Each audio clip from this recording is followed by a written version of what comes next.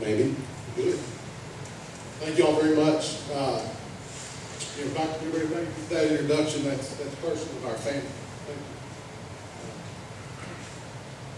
you. Real quick, with Dad and Dallas going in tonight, it just reminded me of a time. Now, I cannot tell a story like Steve Freeman, so I'm not even going to try, but I will tell this one anyway.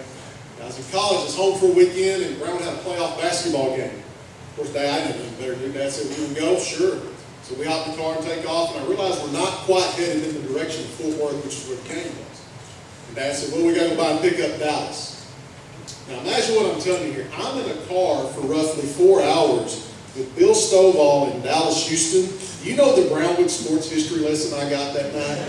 Now, that wasn't the first time I've been with those two guys, but I think this time I was old enough to appreciate it. A lot of people to thank. When you do something for nearly 40 years, you can't stand here and call people by name. Someone's getting left out. Someone is not getting mentioned. I'm not doing that. But just know that looking around this room, there's so many people here that are precious to our family, and we thank you for being here. We do. My family's sitting here. They've been introduced a little bit. I won't embarrass them again. Here they are.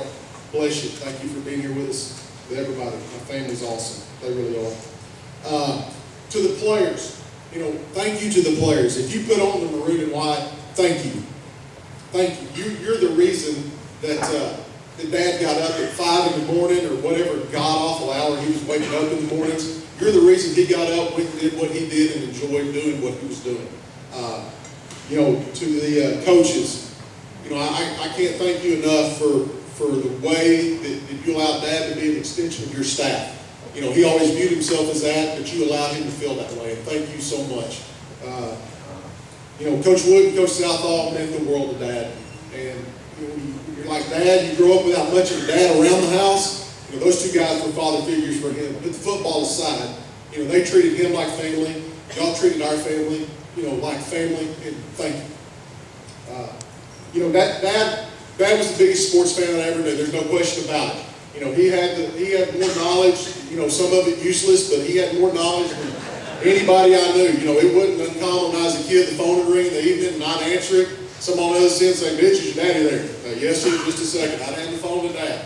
And he'd patiently sit there and he'd listen for a few minutes, and then you finally hear Dad say something like, "Well, Scott Lancaster was our quarterback on the 78 title team, and Tyler Tabor was on the 81 title team."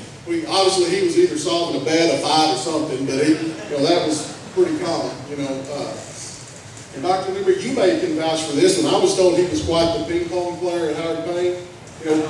Knowing Dad, he missed some classes doing that. I believe that, But Dad understood. He got it. He understood what sports represented for kids. He understood all the hard work, discipline, everything you always hear. Dad understood that sports were the avenue for that. But more than being a sportsman, Dad was the biggest Brownwood Lions sports fan that I ever knew. There's no doubt about it. He understood what was represented every time we put on the maroon and white. He got it. He understood. Mainly, I think he understood that it was just different here than it was in most places. It really was. Personally, I believe that's why Dad's stories were so pleasurable to read. It was personal to him. You as a player were personal to him. Your children, when they played, they were personal to Dad. The coaches, my gosh, y'all were personal to him.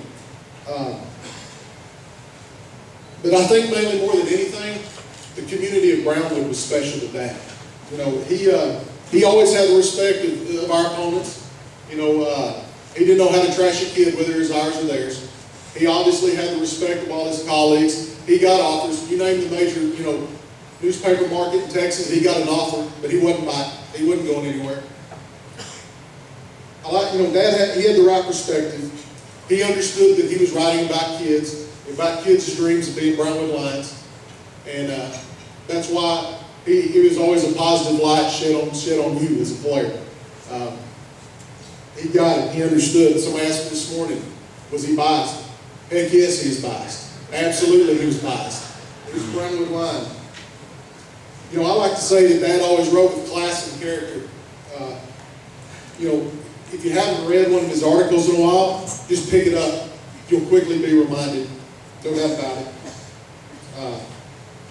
You know, Dad was blessed. He was a gifted writer. I don't know how he didn't take any classes. It doesn't sound like an hour paying, but he was gifted, there's no doubt. Won several awards.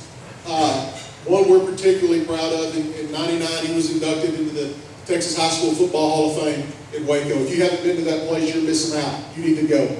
I think that night he was sandwiched somewhere between some guy named Gary Kubiak and some guy named James Street. You might have heard of him, I don't know. But without question, the honor that Dad is getting, that we're most proud of, is the one he's getting tonight. It's personal. Thank you. God bless you.